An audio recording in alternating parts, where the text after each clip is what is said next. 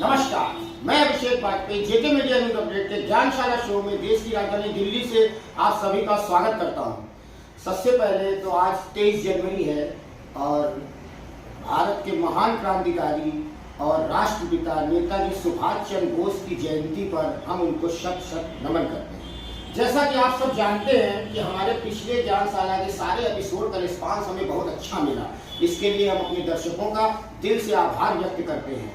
तो आज के हमारे ज्ञानशाला के एपिसोड में हमारा जो टॉपिक है, जो हमारा मुद्दा है, वो है जुडिशियल रिफॉर्म।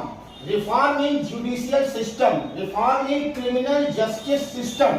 भारत की कानूनी व्यवस्था में सुधार, भारत की आपराधिक न्यायिक व्यवस्था में सुधार। तो आज इस आधुनिक युग में सारा देश, हर देश आगे बढ़ने का प्रयास कर रहा है। तो किसी देश की स्थिति अच्छी है या बुरी है, इसको मापने के कुछ बेसिक पैरामीटर्स होते हैं। उन बेसिक पैरामीटर्स में जो सबसे महत्वपूर्ण पैरामीटर्स है वो है उस देश में होने वाले अपराध की संख्या, यानी कि नंबर ऑफ क्राइम्स। जिस देश में अपराध कम होता है वहां की जनसंख्या, वहां की आबादी सुरक्षित रहती है, खुशी रहती है और बहुत खुशहाल जीवन जीती है, यानी कि उस देश की कंडीशन बहुत बेटर है। इट मींस कि उस देश का क्राइम रेट बहुत लो है। और इससे यह साबित होता है कि हाल ही में सन 2022 की ग्लोबल पीस इंडेक्स की जीपीआई की रिपोर्ट है कि पूरी दुनिया में टॉप 20 कंट्रीज ऐसे हैं जहां का क्राइम रेट सबसे लो है, जैसे कि आइसलैंड, न्यूजीलैंड, जर्मनी, कनाडा, आपका कतर। इस तरह के 20 कंट्री ऐसे हैं जहां का क्राइम रेट सबसे लो है और भारत उसमें 135वें स्थान पर आता है। इंटरनेशनल थिंक टैंक कहे जाने वाले Institute of Economic and Peace के द्वारा ये जीपीआई तैयार की गई है। तो अब सवाल ये उठता है कि आखिर वो देश इतने खुशहाल क्यों है, वहां पर इतना क्राइम रेट कम क्यों है, क्राइम रेट इतना लो क्यों है? क्योंकि वहां का कानून बहुत अच्छा है और वहां की कानूनी प्रक्रिया बहुत जल्द से जल्द होती है। इस वजह से वहां का क्राइम रेट बहुत लो है।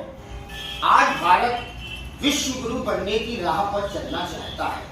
तो विश्व गुरु की राह पर चलने के लिए सबसे पहले तो हमें अपने देश के अंदर अपराध की संख्या को कम करना होगा, यानी क्राइम रेट को लो करना होगा।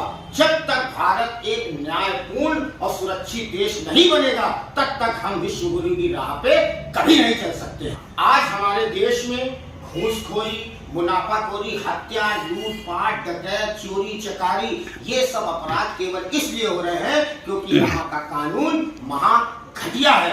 कानून जब तक सख्त से सख्त नहीं होगा तब तक अपराध किसी भी सूरत में कम नहीं हो सकता। आज की डेट में भारत के कानून में एक बहुत बड़े सुधार की जरूरत है। तो अब ये सवाल उठता है कि आखिर भारत के कानून में ऐसी क्या समस्या है, ऐसी क्या कमी है जिससे हमें ये लगता है कि भारत के कानून को सुधारने की जरूरत है। तो इसको समझने के लिए हमें सबसे पहले ये समझना होगा कि आखिर भारत की कानून व्यवस्था किस प्रकार की है।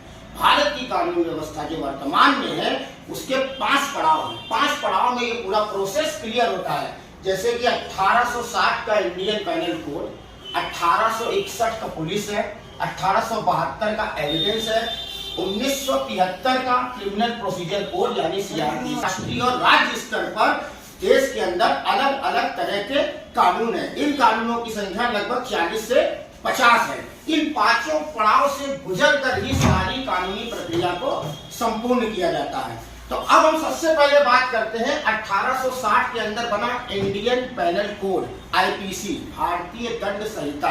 भारतीय दंड संहिता के अंतर्गत 511 धाराएं होती हैं और 23 चैप्टर हैं। इंडियन पैनल कोड हिंदुस्तान में 1857 की जब क्रांति हुई तो अंग्रेजी हुकूमत को 1857 की क्रांति ने इस कदर हिला दिया था, उसकी जड़ें इस कदर हिला दी थी कि अंग्रेजी हुकूमत को अब ये डर सताने लगा था कि हिंदुस्तान की आवाम हमको यहाँ से जड़ से उखाड़ करना फेंक दे। तो अंग्रेजी हुकूमत ने हिंदुस्तान की आवाम को दबाने के लिए एक दमनकारी कानून बनाया जिसका नाम था 1860 इंडियन पैनल कोड। और वही कानून आज तक हिंदुस्तान में आजादी के 75 साल बाद भी आज तक चला आ रहा है। ये बड़े शर्म की बात है कि आज आजादी के 75 साल बाद हम देश में हर एक क्षेत्र में तो आगे बढ़ रहे हैं, लेकिन जो कानून है आज भी वही गुलामी वाला कानून हम हिंदुस्तान के अंदर चलाते आ रहे हैं। आज हमारे देश में इस कानून को बदलने की सबसे ज्यादा जरूरत है, इस कानून में सुधार करने की सबसे ज्यादा जरूरत है, क्योंकि इंडियन पैनल कोड को हम एक उदाहरण से समझते हैं। एक ऐसा एग्जाम्पल हम आपको देते हैं जिससे हम इंडियन पैनल कोड के बारे में समझ पाएंगे, उदाहरण से समझते हैं। जैसे कि एक रास्ते पर दो व्यक्ति जा रहे थे, आसानी से जा रहे थे, रास्ते में 7-8 व्यक्तियों ने उसको घेर लिया, उनके साथ लूटपाट की और एक व्यक्ति ने उसमें से गोली चलाई और गोली में एक व्यक्ति की हत्या हो गई। दूसरा व्यक्ति वहां से किसी प्रकार से बच के भाग निकला, वो थाने पहुंचा। थाने में वो सिपाही के पास गया, उसने सिपाही को आप बीती बताई, सिपाही ने उसकी आप बीती सुनकर आईपीसी की बुक उठाकर उसकी कानून की धाराएं देखकर एफआईआर दर्ज की। एफआईआर दर्ज होने के बाद कार्रवाई हुई, दोषी को पकड़ा गया, दोषी को अदालत के सामने पेश किया गया, अदालत में मुकदमा चला, उसके बाद फैसला है। कितना आसान सा रास्ता है, कितने आसान तरीके, सारी कानूनी प्रक्रिया पूरी हो गई और सब कुछ बहुत अच्छा है। लेकिन क्या वाकई में ऐसा हो रहा है? नहीं हो रहा है। 5 करोड़ केस हिंदुस्तान के अंदर अदालत में पेंडिंग है। प्रॉपर्टी से संबंधित दीवानी फौजदारी के केस लोगों की कई पीढ़ियों से पीढ़ियां गुजर गई, लेकिन केस आज भी चलता चला आ रहा है। एक औरत के बलात्कार का केस, उसको बलात्कार के केस के ऊपर फैसला तब आया जब औरत को भरे हुए 7 साल हो चुके थे। आप 10-10 खून किए हुए अपराधी, डकैत, चोर, घोटालेबाज खुलेआम जमानत पर रिहा घूम रहे हैं और एक निर्दोष व्यक्ति जेल के अंदर सड़ रहा है, दर दर की ठोकरें खा रहे हैं। उसके माता पिता अदालत के चक्कर लगाते लगाते उनके पैरों के तलवे खिंच गए हैं। ये है सच्चाई आपके घटिया कानून की, 1860 के इंडियन पैनल कोड की, जो देश में आज तक चला आ रहा है। क्या इसमें एक बड़े बदलाव की जरूरत नहीं है? आज देश में अंदर 1860 के इंडियन पैनल कोड के अंदर एक बहुत बड़े बदलाव की जरूरत है। और यह सब इसलिए केवल हो रहा है क्योंकि भारत का कानून घटिया है। घटिया ही नहीं बल्कि भारत का कानून महाघटिया है। और यह सब केवल इसलिए हो रहा है कि थाने के अंदर एफआईआर लिखने वाला सिपाही केवल 10वीं और 12वीं पास होता है। 10वीं और 12वीं पास सिपाही के पास जब कोई व्यक्ति जाता है, आप बीती सुनाता है, तो उसके क्राइम को समझकर आईपीसी की बुक उठाकर उसमें धारा देखकर उसके हिसाब से वो एफआईआर दर्ज कर लेता है। लेकिन भारत के अंदर कानून का इतना मकड़ जाल है कि हर एक क्राइम से 10 अलग अलग क्राइम निकल कर आते हैं और उन 10 अलग अलग क्राइम के लिए अलग अलग प्रकार के कानून हैं। जैसे कि मैंने आपको बताया पिछले एग्जाम्पल में, उसमें क्या हुआ कि व्यक्ति ने जब दूसरे को गोली मारी तो उसके पास जो हथियार था वो अवैध था। अब अवैध हथियार के लिए भारत में एक अलग से कानून है। घूसखोरी का अलग कानून, मानव तस्करी का अलग कानून, सोना तस्करी का अलग कानून, चाइल्ड अब्यूज का अलग कानून, चाइल्ड एक्सप्लॉयटेशन का अलग कानून, वुमेन अब्यूज का अलग कानून, वुमेन एक्सप्लॉयटेशन का अलग कानून, धर्मांतरण का अलग कानून। इस तरह से 40 से 50 कानून है। अब एक 10वीं 12वीं पास के व्यक्ति का मानसिक विकास कितना होगा? वो इतने सारे कानून के मकड़ जाल को आखिर कैसे समझेगा? जब इतने सारे मकड़ जाल को वो समझ नहीं पाता है तो एफआईआर भी सही तरीके से नहीं लिख पाता है। जबकि एक पूरे प्रकरण में, एक पूरे क्राइम को आगे बढ़ाने में जो एफआईआर होती है वो एक बेस पॉइंट होती है, एक आधारशिला का काम करती है। इसी के बेस पर ही सारा क्राइम, सारी चीजें आगे बढ़ती हैं। और एफआईआर अगर गलत होगी तो इंसाफ कैसे होगा? तो अब सबसे बड़ी बात यह है कि अब इस मकड़ जाल को, ये जो भारत के अंदर कानूनों का मकड़ जाल बना है, इस मकड़ जाल को खत्म करने की जरूरत है और फिर से एक नया क्रिस्टल क्लियर कानून को, फिर से नए कानून की मांग की जरूरत है। जैसे कि अमेरिका में, सिंगापुर में, मैक्सिको में एक क्लियर कट कानून है। हर एक अपराध की अलग अलग तरह से परिभाषित किया गया है। हर एक अपराध की बाकायदे चैप्टर वाइज डिटेल दी गई है। जैसे अमेरिका में फेडरल पेनल कोड है। अमेरिका का फेडरल पेनल कोड में 123 चैप्टर है और वहां पे हर एक अपराध को क्लियरली डिफाइन किया गया है। जबकि भारत में तो बहुत से ऐसे अपराध हैं जिसकी कोई क्लियर डेफिनेशन ही नहीं है। इसीलिए तो सेशन कोर्ट से डिस्ट्रिक्ट कोर्ट से हाई कोर्ट से सुप्रीम कोर्ट, हर प्रकार के अलग अलग कोर्ट में जज की अलग अलग राय होती है। क्योंकि कानून में अपराध की किसी भी तरह की कोई पर्टिकुलर डेफिनेशन ही नहीं है। इसीलिए तो अलग अलग तरह की राय है और फैसला जो है हाई कोर्ट से सुप्रीम कोर्ट, सेशन कोर्ट, जज कोर्ट, इस तरह से आगे बढ़ता रहता है। और अमेरिका के अंदर सबसे बड़ी बात कि भारत की आबादी 140 करोड़ है। भारत की आबादी 140 करोड़ है और भारत के इंडियन पैनल कोड के अंदर केवल 23 चैप्टर हैं और अमेरिका की आबादी केवल 33 करोड़ है और उसके फेडरल पैनल कोड के अंदर 123 चैप्टर है। तो ये है आपके सामने इंडियन पैनल कोड का घटिया सच। तो देश के अंदर इंसाफ कैसे होगा? आज इस देश के अंदर, आज इस आधुनिक युग में कुछ ऐसे क्राइम हैं जिनसे पूरे न्यूज़पेपर, पूरी टीवी न्यूज हर तरह से डेली लेवल पे भरी पड़ी है। इस तरह के अपराध आज की डेट में बहुत ज्यादा मात्रा में हो रहे हैं, इनसे सब कुछ भरा पड़ा है। आज उन कुनिंदा अपराधों के बारे में हम चर्चा करेंगे और इससे हम ये साबित करेंगे कि भारत का कानून कितना घटिया है और इसमें कितने बड़े सुधार की जरूरत है। तो उसमें जो सबसे बड़ा क्राइम है वो है आपका साइबर फ्रॉड। साइबर फ्रॉड आज की डेट में बहुत ज्यादा चर्चा में रहता है। इसकी लाखों खबरें हिंदुस्तान के हर कोने कोने से आती रहती हैं कि किसी का बैंक अकाउंट हैक हो गया, किसी कंपनी का डेटा हैक हो गया, मोबाइल पर एसएमएस आता है कि 10 से 20 हजार रोजाना कमाएं, लिंक पर क्लिक करें। आधार कार्ड अपडेट कराना है, लिंक पर क्लिक करें। आपको बैंक अकाउंट अपडेट कराना है, लिंक पर क्लिक करें। 10 लाख की आपकी लॉटरी लग गई है, लिंक पर क्लिक करें। इस तरह से हजारों की संख्या में साइबर फ्रॉड हो रहे हैं और उसके बाद उनका क्या होता है? कुछ नहीं, क्योंकि साइबर फ्रॉड के लिए भारत के अंदर बहुत मामूली सी सजा है। टर्की के अंदर साइबर फ्रॉड करने वाले को 338 साल की सजा होती है और 100% प्रॉपर्टी जब्त होती है। दुनिया के कई ऐसे देश हैं जहां पे साइबर फ्रॉड करने वाले को उम्र कैद तक होती है और 100% प्रॉपर्टी जब्त होती है, लेकिन भारत के अंदर केवल 3 से 4 साल की सजा होती है और प्रॉपर्टी जब्त होना तो केवल सपने की बात है। जब तक अपराध तभी देश के अंदर कम होगा जब तक सजा सख्त से सख्त नहीं होगी, तब तक अपराध कम नहीं हो सकता।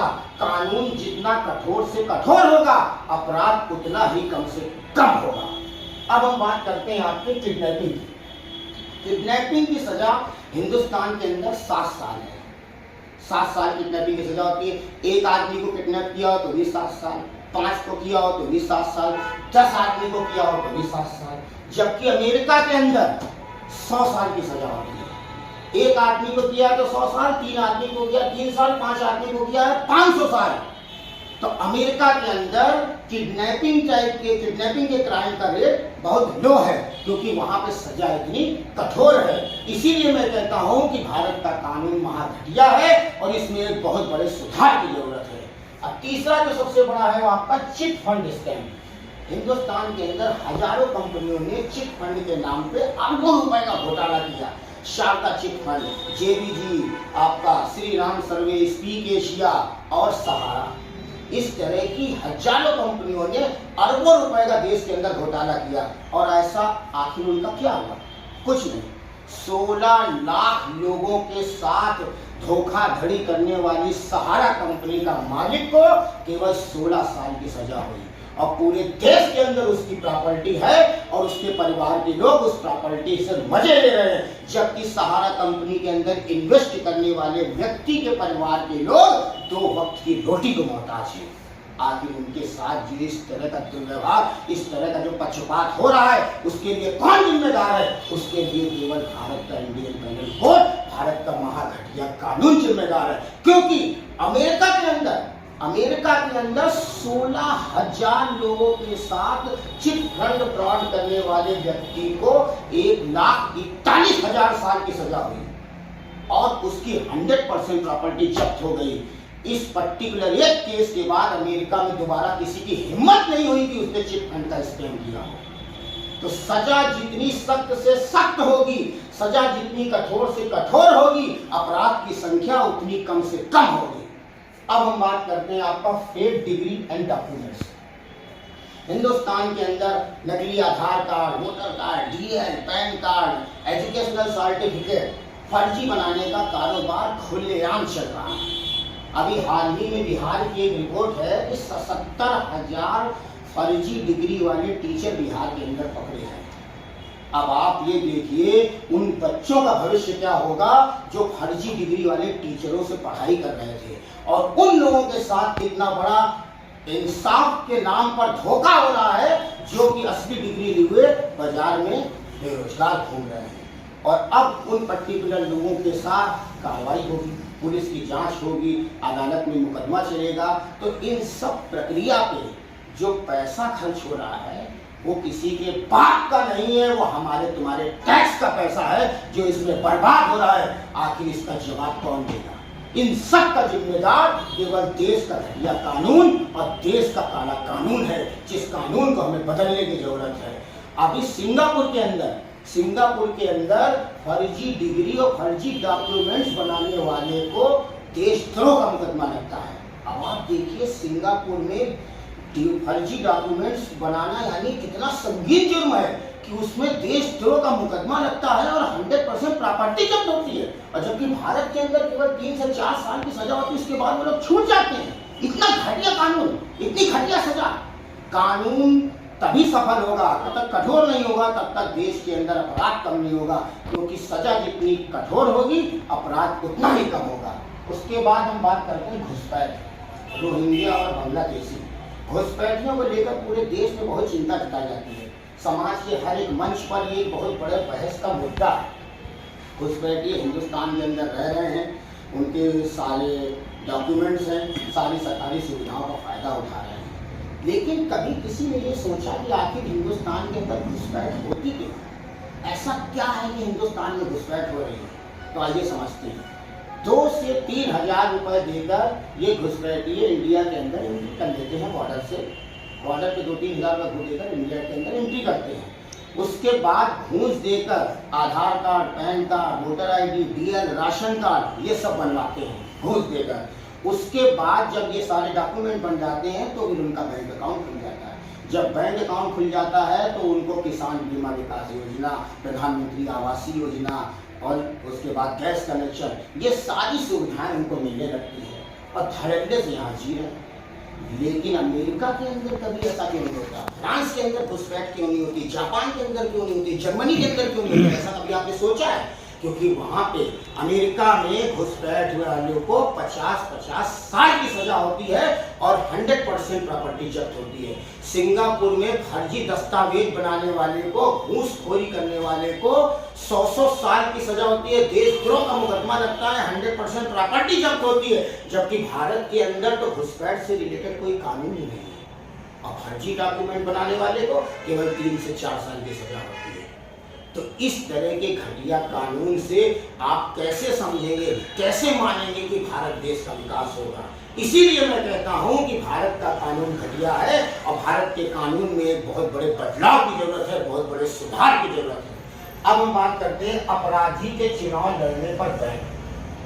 हिंदुस्तान का दुर्भाग्य देखिए कि एक व्यक्ति जब कोई किसी केस में सजा काट रहा होता है, उसको सजा घोषित हो चुकी थी, जैसे बलात्कार के, घोटालेबाजी के, रेप, हत्या के, मर्डर के, लूट के केस में जब वो सजा काट रहा होता है, तो जब उसकी सजा पूरी हो जाती है तो सजा पूरी होने के 6 साल बाद वो चुनाव लड़ सकता है। यानी चुनाव लड़के वो MP बन सकता है, MLA बन सकता है, मिनिस्टर बन सकता है, CM बन सकता है। इस देश का दुर्भाग्य देखिए कि एक आपराधिक बैकग्राउंड रखने वाला व्यक्ति इस देश के अंदर MP, MLA, मिनिस्टर और CM बन सकता है, जबकि देश के अंदर सरकारी विभाग में चपरासी बनने के लिए, होमगार्ड बनने के लिए, क्लर्क बनने के लिए, IAS, PCS, डॉक्टर, इंजीनियर, इन सब पदों पर जाने के लिए चाहे सरकारी विभाग हो या किसी प्राइवेट विभाग में किसी भी छोटे से बड़े पद पर नौकरी करने के लिए सबसे पहले उसका पुलिस वेरिफिकेशन होता है और उसका न्यायालय में कोई मामला चल रहा है कि नहीं चल रहा है इसके बारे में पूरी जांच पड़ताल होती है। और अगर किसी भी तरह से वो इस सब मामलों में लिप्त पाया जाता है तो उस व्यक्ति की नौकरी नहीं लग पाती है। ये कितना बड़ा दुर्भाग्य है कि एक अपराधी छवि का आदमी मिनिस्टर और CM बन सकता है और क्लर्क और इस तरह की पोस्ट के लिए अगर व्यक्ति का कोई मामला निकल आता है तो उसमें नौकरी नहीं कर सकता है। इससे बड़े कानून का घटिया सच, इससे बड़े कानून का घटियापन आखिर कहां देखने को मिलेगा? भारत में ही देखने को मिल रहा है। अब बात करते हैं हम MP, MLA, मिनिस्टर और CM की शिक्षा। देश के अंदर एक जाहिल, एक गंवार, एक अनपढ़ व्यक्ति शिक्षा मंत्री हो जाता है, वित्त मंत्री हो जाता है और चीफ मिनिस्टर हो जाता है। मतलब MP, MLA, CM, minister in सब के लिए कोई मिनिमम क्वालिफिकेशन ही नहीं है। एक अंगूठा टेक गंवार जाहिर व्यक्ति इन सब पदों पर विराजमान हो जाता है, जबकि एक क्लर्क के लिए मिनिमम क्वालिफिकेशन 12वीं पास है, एक चपरासी के लिए मिनिमम क्वालिफिकेशन 8वीं पास है, एक सिपाही के लिए मिनिमम क्वालिफिकेशन 10वीं पास है, एक होम गार्ड के लिए मिनिमम क्वालिफिकेशन 8वीं पास है, लेकिन एक मिनिस्टर बनने के लिए, एमपी बनने के लिए और एमएलए बनने के लिए मिनिमम क्वालिफिकेशन अंगूठा टेक है। इससे बड़ा दुर्भाग्य देश का क्या होगा? ये सच आपके सामने है, फैसला आपको करना है। अब बात करते हैं मर्डर और उसकी सजा। हिंदुस्तान के अंदर मर्डर में धारा 302 लगती है। एक व्यक्ति का मर्डर करो, धारा 302, 7 का करो तो भी धारा 302, 10 का करो तो भी धारा 302। एक आतंकवादी आके सैकड़ों को खुलेआम गोली मार देता तो भी धारा 302। एक व्यक्ति ने किसी के 25 टुकड़े करके उसको मार दिया तो भी धारा 302। एक भाई ने भाई का मर्डर कर दिया तो भी धारा 302। यानी कि मर्डर करने वाले की मनोस्थिति और उसकी पर्टिकुलर स्थितियां और वहां पे माहौल कैसा है, इन चीजों को बिना ध्यान में रखे हुए, बिना कोई क्लियर डेफिनेशन दिए हुए हर एक चीज की सजा 302 है। अभी जो हाल ही में राजस्थान में एक केस हुआ कि कन्हैया लाल का अंदर गला रेत के 2 लोगों ने हत्या कर दी खुलेआम उसकी दुकान में। अगर इस केस की सुनवाई अमेरिका में होती तो उस व्यक्ति को 550 साल की सजा होती, लेकिन हिंदुस्तान के अंदर मर्डर की 302 है और 302 में 14 साल की सजा होती है, और बहुत रेयर केस होता है तो उसको फांसी की सजा होती है बस। लेकिन उसके लिए भी उसको 5 से 7 साल 3 साल इंतजार करना होता है। जैसे कसाब के केस में इतने सालों का इंतजार करना पड़ा, जबकि खुलेआम उसने पूरे देश के अंदर इतना बड़ा नरसंहार कर दिया। ये है हमारे कानून का घटिया सच। आज हमारे इस कानून में एक बहुत बड़े बदलाव की जरूरत है। जब तक देश में आईपीसी के अंदर बड़ा बदलाव नहीं किया जाएगा, तब तक देश का ना तो सुधार हो सकता है, ना तो देश के अंदर किसी भी तरह का बदलाव हो सकता है। क्योंकि हिंदुस्तान के अंदर 5 करोड़ केस अदालत के अंदर पेंडिंग है, और 5 crore case SDM, SDC, DDC, SOC और चकबंदी अधिकारी के यहाँ पेंडिंग है। यानी टोटल मिला के 10 करोड़ केस हो गए, और 10 करोड़ केस यानी एक केस मतलब एक परिवार उससे प्रभावित होता है। और एक परिवार में अगर हम औसतन 5 व्यक्ति की संख्या करते हैं तो यानी 10 गुणे 5 यानी टोटल 50 करोड़। 140 करोड़ की आबादी में 50 करोड़ की आबादी केवल अदालत के चक्कर लगाते लगाते परेशान है। तारीख पर तारीख चल रही है लेकिन फैसला नहीं आ रहा है। यह है हिंदुस्तान के अंदर चलने वाले घटिया कानून का सच। लोगों को कोर्ट जाने के लिए, वकीलों की फीस देने के लिए कर्जा लेना पड़ता है। लोग अपने काम का नुकसान करके कोर्ट जाते हैं, वकीलों की फीस भरने के लिए कर्जा लेते हैं। लोगों के पास कोर्ट जाने के लिए किराया तक नहीं होता गरीबों के पास, वो वहां कोर्ट तक पैदल जाते हैं। एक आम आदमी जो कि एक माचिस भी टैक्स पे करके खरीदता है, उस टैक्स के पैसे से चलाई जा रही ये पूरी कानून व्यवस्था, जिसमें जज, वकील और ये पूरे सिस्टम को जो सैलरी दी जाती है वो हमारे टैक्स के पैसे से दी जाती है, और उसी से ये पूरा सिस्टम चलता है जो कि हमारी सुविधा के लिए बनाया गया है। लेकिन आज वही सिस्टम हमारी परेशानी का सबसे बड़ा कारण है। आखिर हमारे टैक्स के पैसे का इस तरह से दुरुपयोग हो रहा है, इसका इंसाफ कौन करेगा, इसका जवाब कौन देगा? आज की डेट में ये सबसे बड़ा मुद्दा है कि आज भारत की कानून व्यवस्था इस स्तर तक पहुंच गई है कि इसमें बहुत बड़े सुधार की जरूरत है और बहुत बड़े बदलाव की जरूरत है। अब वो समय आ गया है कि आज हमें सबको मिलकर एक आवाज की तरह आंदोलन की जरूरत है, और इस आंदोलनकारी आवाज को इतना बुलंद करना है कि ये आवाज संसद भवन तक पहुंचे, और संसद भवन के अंदर बैठे हुए सत्ताधारी पार्टियों के कानों तक भी आवाज गूंजे, ताकि वो इस पर्टिकुलर कानून को खत्म करके एक नया कानून बनाने में मजबूर हो जाएं। जब तक देश के अंदर जुडिशियल रिफॉर्म नहीं होगा, तब तक देश का कोई भविष्य नहीं हो सकता, तब तक देश का कोई विकास नहीं हो सकता। जय हिंद, जय भारत।